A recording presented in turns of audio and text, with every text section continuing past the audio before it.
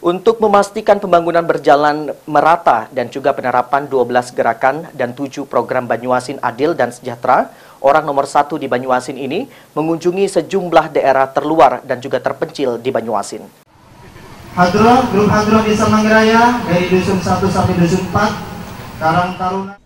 Sisa masa jabatan Bupati Banyuasin Askolani kini tersisa 6 bulan lagi. Di akhir masa jabatannya, Askolani mengunjungi ke daerah-daerah terluar dan terpencil di Banyuasin untuk melihat progres pembangunan serta penerapan 12 gerakan dan 7 program Banyuasin Bangkit, Adil dan Sejahtera.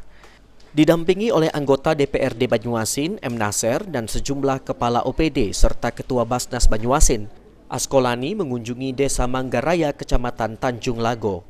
Dalam kunjungannya ini, Bupati mengapresiasi pembangunan ekonomi masyarakat Desa Manggaraya yang mampu bergotong royong dan guyup dalam penyediaan jaringan internet dan normalisasi kanal, target pembangunan ke depan.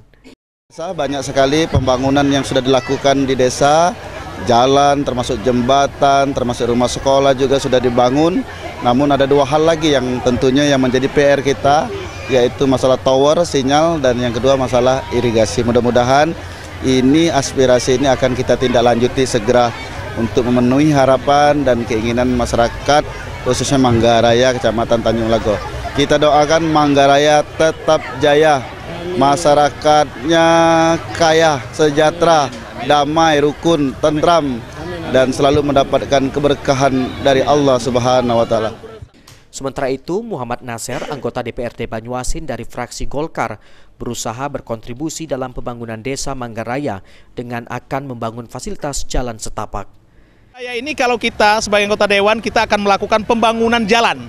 Karena kita mempunyai dana aspirasi atau dana pokir 1,5 miliar dalam 1 tahun anggaran, mudah-mudahan kita akan bisa mengalokasikan paling tidak 200 juta untuk Desa Manggaraya ini pembangunan akses jalan di Desa Manggaraya. Ya. Di akhir kunjungannya, Bupati menyerahkan bantuan kepada masyarakat Duafa dan melakukan pemotongan tumpeng harla Desa Manggaraya.